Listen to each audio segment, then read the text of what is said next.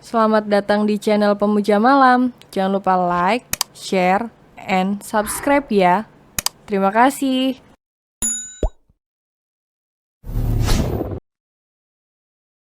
Chapter 35 Emang enak jilat ludah sendiri. Bagaimana dok keadaan papa saya? Tanya Kencana saat dokter yang bertugas memeriksa Bimantara. Azura yang sedang bersandar di bahu Arkandra pun lantas menoleh saat mendengar suara Kencana. Ia dan Arkandra segera berdiri dan menghampiri Kencana dan dokter itu. Mario tidak ikut serta sebab ia diminta mengurus jenazah baby Betran. Dokter itu menarik nafas panjang lalu menghembuskannya perlahan. Ia menatap Kencana dan Arkandra bergantian. Membuat ketiga orang yang berada di sana merasakan ketegangan. Kondisi beliau kurang baik, ayah Anda mengalami syok kardiogenik. Kita harus melakukan operasi sesegera mungkin untuk mengembalikan fungsi jantungnya agar bisa bekerja dengan normal. Tugas dokter itu menjelaskan. Arkandra, Kencana, dan Azura terdiam. Mereka tengah berpikir tindakan apa yang harus segera mereka ambil. Lakukan yang terbaik, dok. Saya percaya dengan kemampuan Anda. Tugas Arkandra mengambil keputusan, walaupun ia kecewa berat dengan ayahnya. Namun ia tidak bisa benar-benar membencinya. Bagaimanapun Bimantara adalah ayahnya. Tidak mungkin ia mengabaikan keselamatan sang ayah, hanya karena ego dan kecewanya. Bagaimanapun juga darah ayahnya mengalir di dalam tubuhnya. Ia tak mau menjadi anak yang durhaka. Hanya karena kekecewaannya yang begitu besar, Kencana tersenyum tipis. Ia senang ternyata adiknya itu masih memiliki rasa sayang dengan sang ayah. Ia pun sama kecewanya dengan Arkandra. Namun ia pun tak bisa berlarut-larut dalam kebencian dan kekecewaan. Bagaimanapun Bimantara adalah ayahnya. Mereka bisa hadir di dunia karena Bimantara. Dan mereka pun pernah merasakan kasih sayang sang ayah. Sebelum siluman ular berkedok bidadari itu memporak-porandakan segalanya. Dan membuat sang ibu meregang nyawa dengan penuh kekecewaan. Mungkin mereka dapat memaafkan. Namun itu bukan berarti mereka bisa kembali seperti semula. Kekecewaan itu akan tetap ada, dan takkan mungkin bisa dihilangkan begitu saja. Sebab malapetaka itu terjadi, bukan hanya karena kesalahan dari pihak Finlandia, tapi juga ayahnya. Finlandia memang menggodanya, tapi bila sang ayah bisa lebih kuat iman, dan dapat menjaga kesetiaan hanya pada ibunya, tentu semua malapetaka ini takkan pernah terjadi. Arkan benar, dok. Atas izin Allah, kami yakin Anda dapat melakukan yang terbaik. Kencana turut mendukung keputusan Arkandra. Terima kasih atas kepercayaan Dokter Arkan dan keluarga. Kami akan berusaha sebaik mungkin, balas dokter bernama Asraf tersebut dengan tersenyum. Kemudian dokter itu kembali ke ruangan Bimantara dan meminta perawat segera menyiapkan ruang operasi. Juga menghubungi partnernya nanti, Azura yang mendengar keputusan Arkandra. Lantas menggenggam tangannya untuk memberikan dukungan. Arkandra lantas menoleh lalu tersenyum. dan mencium punggung tangannya mesra. Tenanglah, aku yakin papa akan baik-baik aja. Ucap Azura mencoba menenangkan. Ia tahu, di balik wajah dingin Arkandra saat ini terselip kegelisahan akan keadaan sang ayah. Arkandra memang terlihat seperti sosok yang dingin. Tapi hatinya begitu hangat dan lembut, sangat berbanding terbalik dengan sikap yang ditampakkannya. Terima kasih, sayang, ucapnya lembut lalu tangannya menarik bahu Azura hingga merapat padanya dan mengecup pelipisnya mesra. Kencana yang melihat itu hanya bisa mencibir gemas. Cih, sok romantis banget sih. Dulu bilangnya ogah, nggak minat, nggak tertarik. Nggak mau, nolak mati-matian, sekarang bucin. Emang enak jilat ludah sendiri. Cibir Kencana membuat mata Arkandra mendelik tajam.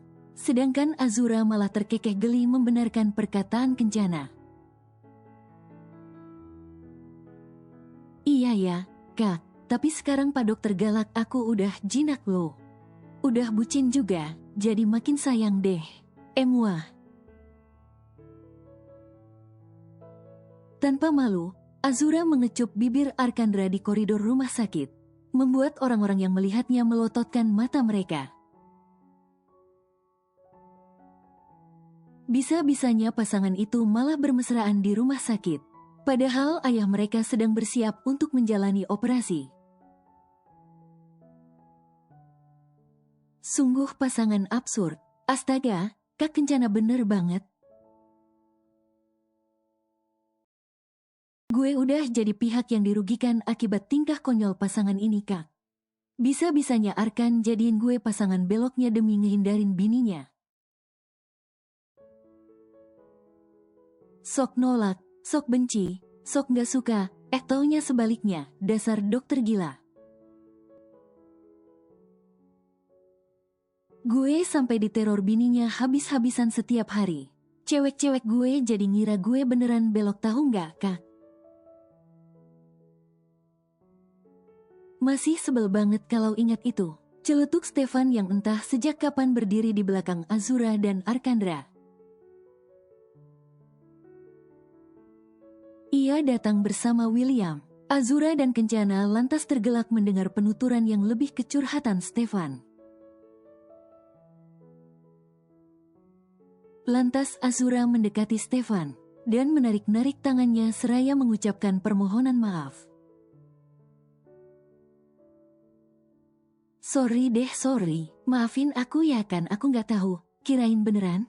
Namanya juga istri, pasti kesel dong pas tahu suaminya selingkuh. Apalagi selingkuh sama sesama terong. Ih, jatuh, tahu nggak rasanya harga diri aku. Karena itu aku sampai nekat neror, sebel soalnya. Masa cantik-cantik gini kalah sama pemilik terong, maksudnya kamu. Ujar Azura seraya terkekeh dengan tangan sibuk bergelayutan di lengan Stefan. Matanya mengerjap-ngerjap membuat bulu matanya berkibar indah. Stefan sampai menelan salivanya. Saat melihat Azura dari dekat yang terlihat sangat cantik, senyumannya pun terlihat sangat menawan. Pantas saja si dingin dan kaku Arkandra bisa terjerat pesona gadis barbar itu, pikirnya. Oh, tenang aja, aku gak marah kok. Itu wajar, ya kan Will? Sahut Stefan gelagapan. Arkandra yang melihat tingkah istrinya. Juga reaksi dan ekspresi Stefan sontak menggeram kesal. Ia lantas melepas paksa tangan Azura dan menariknya ke sisinya. dengan tangan yang sudah melingkari pinggangnya posesif. William yang sejak tadi terdiam pun lantas terkekeh. Ternyata sahabatnya itu sudah seposesif itu pada istrinya, yang pernah ditolak keberadaannya. Stefan yang sempat terkejut lantas menyeringai, "Arkan, lu bener-bener udah nerima bini lu apa enggak? Kalau enggak, gue bersedia kok jadi pelakor pebinor maksudnya," ucapnya dengan tatapan menggoda ke arah Azura. Arkandra yang melihat itu lantas mendelik tajam, "Silahkan aja kalau lu mau gue kirim ke Ukraina buat jadi relawan." Desis Arkandra membuat Stefan bergidik ngiri. "Ih, ancaman lu serem amat. Gue pikir bakal dikirim ke Kapadokia sama bini lu. Dengan senang hati gue terima." Godanya lagi membuat Azura tersenyum geli. "Nggak usah senyum-senyum gitu." Delik Arkandra tak suka Azura tersenyum manis ke semua orang khususnya Stefan. Azura lantas menutup mulutnya yang tak bisa berhenti tersenyum geli, melihat interaksi antara Arkandra dan sahabatnya. "Astaga mas bro, posesif amat," ejek William sambil geleng-geleng kepala. "Ya gitu deh Will, dulunya nolak mati-matian, sekarang posesif abis." Timpal kencana lalu ia mengajak Stefan dan William ke kafetaria untuk bertanya-tanya. Azura dan Arkandra pun turut ikut setelah memastikan ayahnya masuk ke ruang Oka. "Mas Arkan, sejak kapan Mas tahu kalau yang mau mencelakai aku dan Elis adalah perempuan itu?" tanya Azura yang sebenarnya telah penasaran sejak tadi. Begitu pula Kencana yang juga baru mengetahuinya. "Iya kan, kok lu gak cerita ke aku sih? Kalau lu tahu duluan bisa-bisa rencana kami kacau balau." Tandas Arkandra yang membuat Kencana mencebikkan bibirnya. Arkandra pun lantas bercerita bagaimana mereka menyelidiki kasus itu. Mereka juga memanfaatkan seorang sipir, yang menurut penyelidikan merupakan kenalan Benny. Tentu hal itu sangat menguntungkan. Mereka pun sebenarnya sengaja membocorkan perihal rencana penangkapan itu, guna membuat mereka panik lalu berkumpul di satu tempat. Ternyata rencana mereka tak meleset. Akhirnya keduanya kini berhasil ditangkap tanpa ada perlawanan berarti. Langit sore itu tampak masih begitu mendung. Tapi keluarga Satya tampak sudah berkumpul di pemakaman umum untuk memakamkan jenazah Baby Bentran. Angin berhembus lirih, dinginnya sampai menembus pori. Sepertinya, langit pun turut bersedih atas kepergian bayi yang tidak berdosa itu. Proses pemakaman bayi itu dilakukan secara tertutup. Hanya pihak keluarga dan para tetangga sekitar yang tahu. Tanpa mengatakan bagaimana bisa peristiwa itu terjadi, sepulangnya Azura dan Arkandra dari pemakaman, mereka langsung membersihkan diri dan beristirahat. Beruntung operasi yang dijalani Bimantara berjalan lancar. Jadi mereka bisa beristirahat dengan tenang malam ini. Sedangkan Bimantara ia tinggalkan di bawah pengawasan rekan-rekannya sesama dokter dulu. Kini Azura dan Arkandra tengah bersandar di sandaran ranjang sambil berpelukan. Mereka tengah saling menguatkan satu sama lain. Arkandra sedang menguatkan Azura yang tak menyangka Ternyata Finlandia lah yang mencoba melenyapkannya, sedangkan Azura sedang menguatkan Arkandra. Yang tak habis pikir dengan mantan kekasihnya itu yang bisa berbuat demikian. Mendekati ayahnya hanya demi harta lalu hamil dengan orang lain. Sungguh sangat terlalu perempuan itu. Mas, kasihan ya baby Betran. Padahal dia masih kecil banget tapi harus mengalami hal setragis itu. Tukas Azura seraya mendusel-dusel ujung hidungnya di dada Arkandra yang polos. Arkandra hanya mengenakan celana boxer saja seperti kebiasaannya selama ini. Azura tak pernah mempermasalahkan itu. Justru ia sangat suka menempelkan dirinya. Seraya menghidu aroma tubuh Arkandra, yang menurutnya selalu harum dan menenangkan.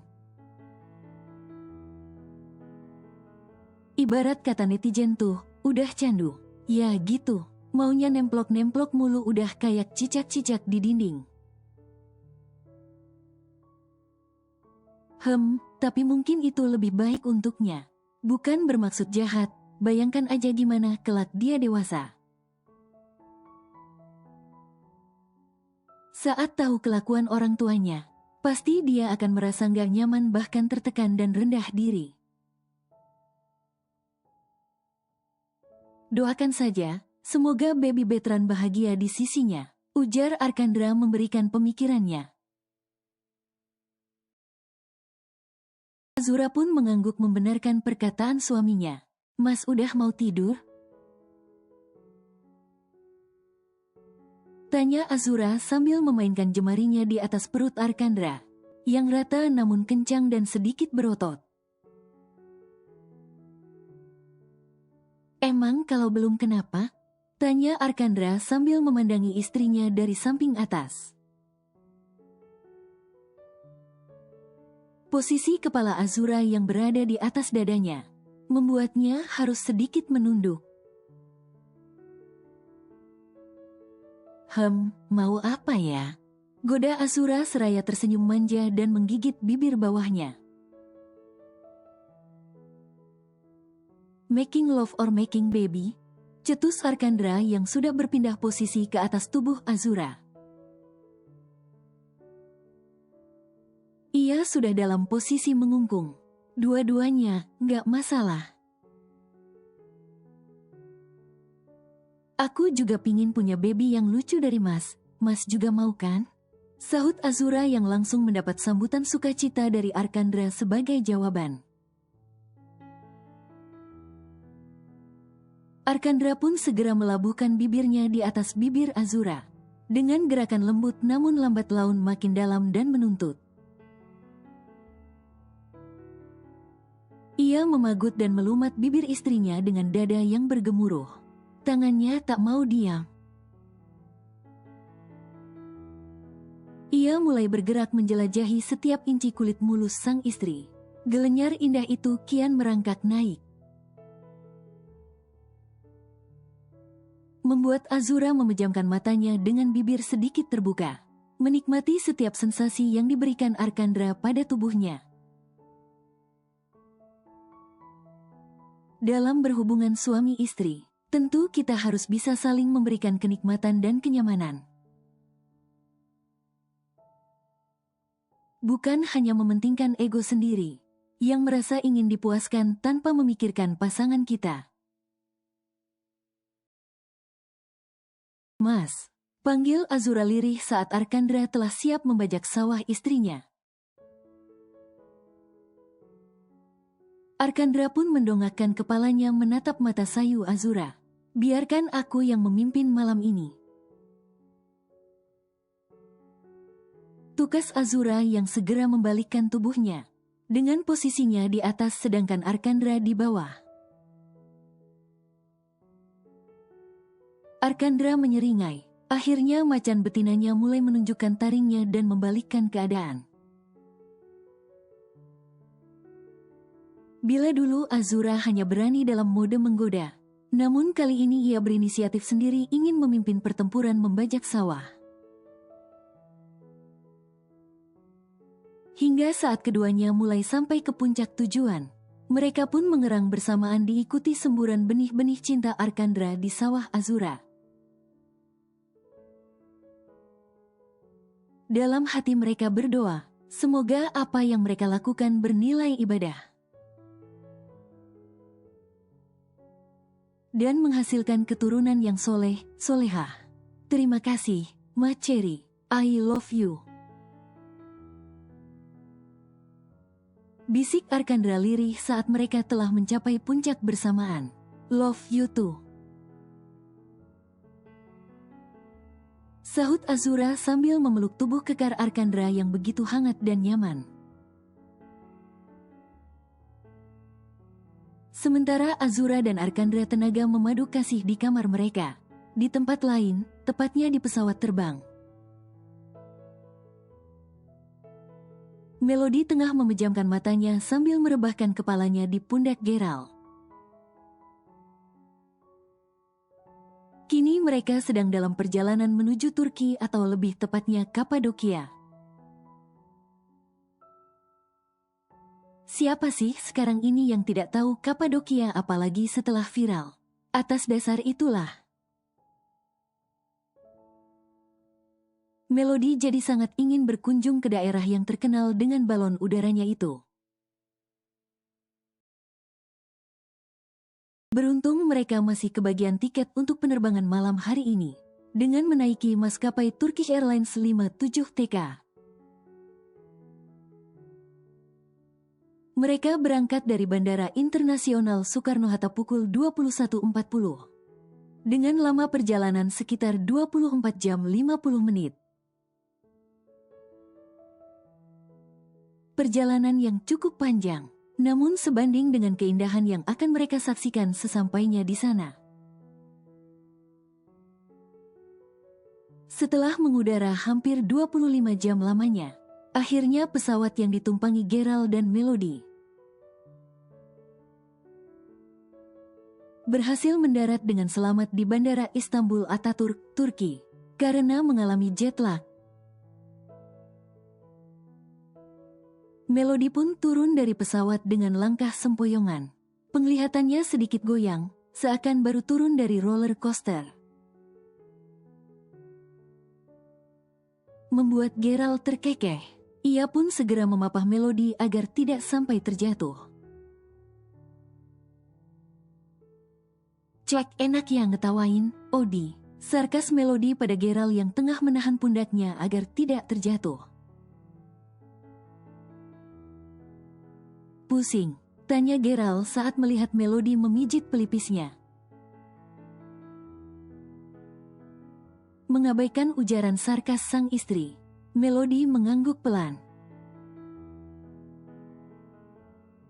Geralt pun melingkarkan tangannya di pundak Melody, sembari menuntunnya turun dari pesawat. Setelah selesai dengan segala urusannya, Geralt pun mengajak Melody menuju lobi bandara untuk mencari taksi yang akan mengantarkan mereka ke hotel yang telah mereka pesan via online setibanya di bandara. Hal tersebut untuk mempermudah mereka, tanpa perlu repot-repot check-in lagi dan menghemat waktu tentunya. Masih pusing? Tanya Geralt untuk kesekian kalinya. Melody tak menggubris. Ia justru memejamkan matanya di pelukan Geralt. Sebenarnya jantung mereka berdua telah jumpalitan. Sebab ini kali kedua mereka menempel mesra seperti ini. Untuk pertama kalinya, mereka saling menempel dengan hubungan jelas saat di pesawat. Siapa yang tidak grogi? Selama ini meskipun mereka terjalin hubungan simbiosis mutualisme. Tapi mereka berusaha menjaga jarak aman. mereka hanya akan benar-benar berdekatan. Saat berada di sekitar keluarga Geralt saja, selebihnya mereka saling menahan diri dan menjaga hati. Mereka pun kadang masih tak menyangka mereka akan tiba di titik ini. Menjadi pasangan sesungguhnya dalam ikatan resmi tali pernikahan. Ya udah, kalau masih pusing, tidur aja dulu. Kalau sudah sampai, aku bangunin. Tukas Geralt lembut lalu mengecup puncak kepala Melody, yang diangguki gadis itu dengan mata terpejam. Diam-diam Melody tersenyum, hatinya berbunga-bunga. Jantungnya tak berhenti jumpalitan. Ah, rupanya seperti ini rasanya jatuh cinta. Bila selama ini Melody berusaha menekan perasaannya, sehingga ia tidak pernah benar-benar merasakan indahnya jatuh cinta, maka kali ini rasa cinta itu ia biarkan tumbuh kembang. Dari berakar, berkecambah, berdaun, beranting, berbunga, hingga berbuah-buah. Harum bunga cinta dan manis nektarnya membuat perasaan Melody melayang tinggi. Rasanya begitu bahagia, sangat-sangat bahagia. Apakah ini mimpi? Ya Tuhan, bila ini mimpi. Ku mohon jangan bangunkan aku cepat-cepat, ini terlalu indah. Ah, semoga saja ini bukan mimpi, ini nyata. Ya, ini nyata, monolog Melody dalam hati. Dulu, Melody sempat berpikir, ia hanyalah pungguk merindukan bulan. Geralt bagaikan mimpi baginya. Geralt takkan pernah menoleh ke arahnya apalagi memiliki rasa yang sama padanya. Tapi kini, bak gayung bersambut. Ternyata cintanya tak bertepuk sebelah tangan. Dalam diamnya, ternyata Geralt pun mencintai dirinya. Ia senang, ia bahagia. Sangat bahagia. Hal yang sama pun dirasakan Geralt. Dalam diam, ia tak henti-hentinya mengulum senyum. Bahkan sang sopir pun sampai meliriknya berkali-kali. Karena bingung melihat pasangan pengantin baru itu, yang satu tersenyum dengan mata terpejam, sedangkan yang satunya tersenyum sambil memandang keluar jendela. Pasangan aneh, pikir sopir itu. Bagaimana Geralt tak mengulum senyum tak henti-hentinya. Ia merasa benar-benar dipermainkan keluarganya dan juga Azura. Tapi ia sama sekali tidak marah atau tersinggung. Sebab apa yang mereka lakukan itu untuk kebaikannya. Kalau saja orang tua, nenek, dan Azura tidak bertindak, mungkin hingga kini ia takkan pernah menyadari perasaannya pada Melody. Bahkan mungkin saja hubungannya berakhir dengan penyesalan, karena terlambat menyadari perasaannya pada Melody. Apalagi ia tahu, sebenarnya Vero benar-benar menyukai Melody, namun ia tidak bisa memaksakan kehendak sebab ia tahu Melody mencintai dirinya, bukan dia. Ia bersyukur, Vero bijak dalam bertindak. Bila tidak, mungkin mereka justru akan berakhir dengan perselisihan. Namun yang utama, hari ini, detik ini, ia sangat-sangat bahagia. Ia berjanji dalam hati, akan berusaha membahagiakan Melody dengan segenap jiwa dan raganya. Aku mencintaimu, Di. Lirih Geralt tepat di atas kepala Melody. Melody mendongakkan kepalanya menghadap geram lalu tersenyum manis. Aku juga mencintaimu, Kak. Gerald mengecup bibir Melody sekilas bertepatan dengan sang sopir, yang melirik ke arah mereka dari rear vision mirror. Pantas saja mereka tersenyum-senyum sendiri. Ternyata mereka pasangan yang sedang kasmaran. Batin sang sopir menggunakan bahasa mereka. Tak lama kemudian, mobil yang membawa Gerald dan Melody pun tiba di sebuah hotel mewah. Swissôtel de Bosphorus Istanbul merupakan hotel mewah dengan kesan romantis yang terletak di Turki. Hotel ini menyuguhkan pemandangan Bosphorus yang mempesona. Terang saja Melody sampai membelalakan matanya. Setibanya di kamar yang menyajikan langsung pemandangan selat Bosphorus yang indah menawan. Masya Allah, Kak, bagus banget. Odi nggak sedang mimpikan, Kak? Kita beneran sedang berada di Turki, kan? Serunya dengan mata berbinar cerah. Ia sampai lupa kalau ia masih dalam pengaruh jet lag karena terlampau bersemangat. Melody segera berlari menuju dinding kaca yang memperlihatkan pemandangan birunya air di Bosphorus.